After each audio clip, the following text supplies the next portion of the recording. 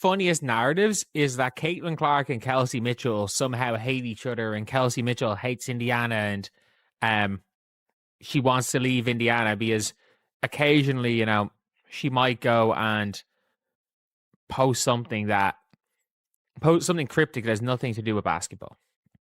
And if you got One of the funniest narratives this season has been the supposed tension between Caitlin Clark and Kelsey Mitchell.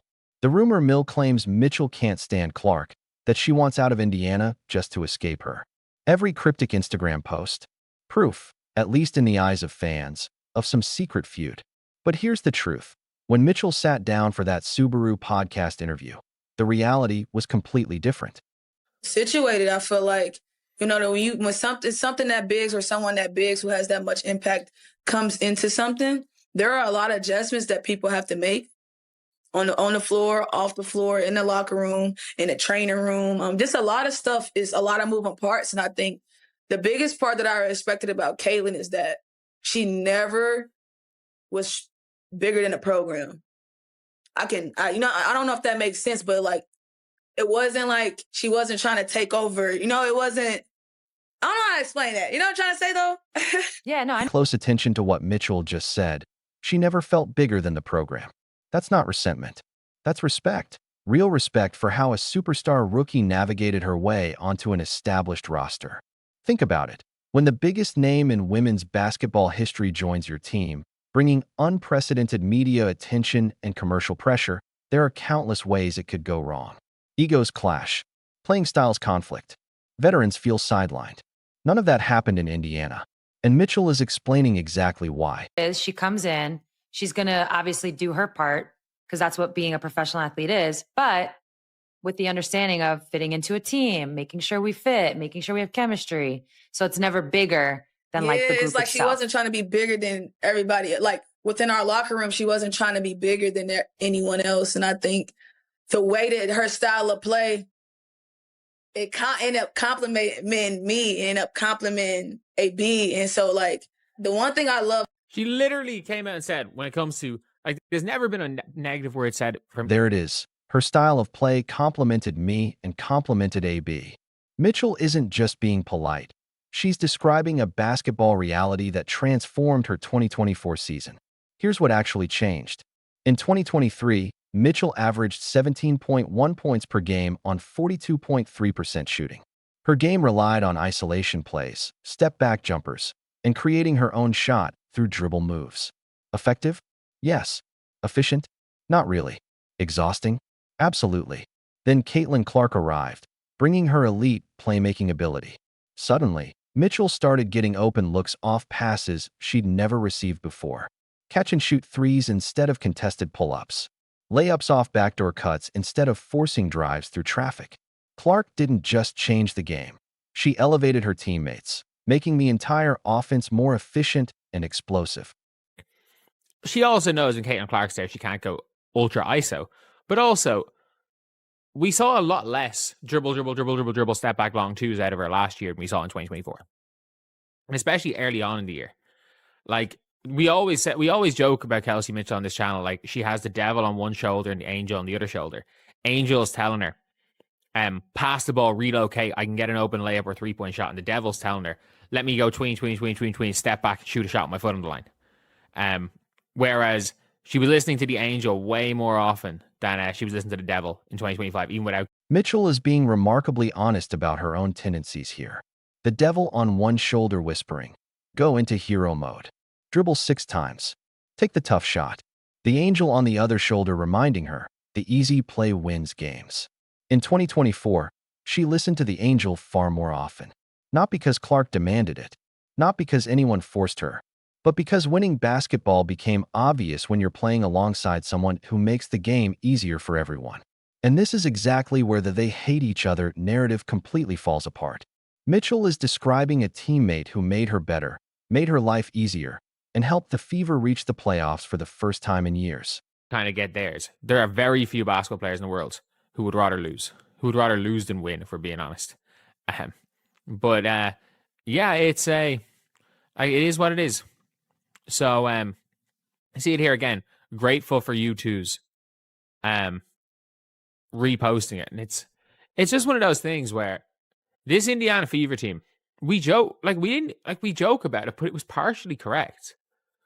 Like, we have absolutely joked about this whole thing. But we all said in the playoffs, we're like, the power of friendship. Mitchell and the rest of the Fever even turned it into a running joke during the playoffs. But there's serious substance behind the humor. Take Game 2 against the Las Vegas Aces. Indiana was down 10 points. Aaliyah Boston was on the bench. The lineup on the floor? Bria Turner, Lexi Hall, KK Odyssey Sims, and Shaw Petty. Not exactly a championship caliber 5, but that group fought tooth and nail, dragging the eventual WNBA champions into overtime. They scraped. They battled. They refused to quit.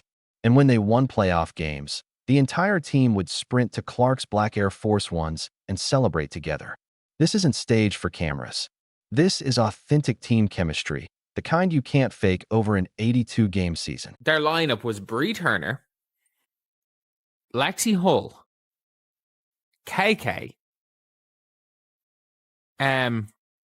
Odyssey Sims, and Shea Petty. And they dragged the eventual champion Aces back into overtime. They dragged them into overtime. It was one of those things where it's like, they absolutely, as a team, you could tell they adored each other. They literally would run. They ran every...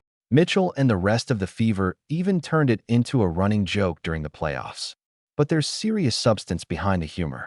Take Game 2 against the Las Vegas Aces. Indiana was down 10 points. Aaliyah Boston was on the bench. The lineup on the floor? Bria Turner, Lexi Hall, KK Odyssey Sims, and Shaw Petty.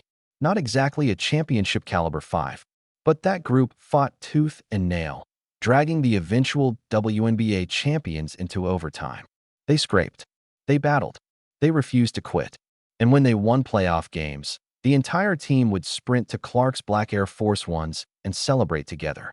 This isn't staged for cameras. This is authentic team chemistry, the kind you can't fake over an 82-game season. What do you want to say about Stephanie White's coaching? I think Stephanie White did an exceptional job. I think it's fair to say she did an exceptional job, but there are still questions. And we'll need to see whether or not Caitlin Clark is going, like whether or not this style of play is going to fit with Caitlin Clark next year. But we need a full season to figure that out. Like, we didn't see 1 minute of Caitlin Clark being healthy. So we need a full season to figure that out. If it turns out that it's not compatible, then the Fever have a choice to make. They don't need to make it soon. Caitlin's 23 years old. And yet, despite all the evidence, Mitchell's own words, the visible chemistry all season, this narrative refuses to die. Fans still push the idea that these two players can't stand each other. Which begs the question, why create drama where none exists? Part of it is just modern sports fandom. Controversy drives clicks. A story about two players who respect each other and work well together?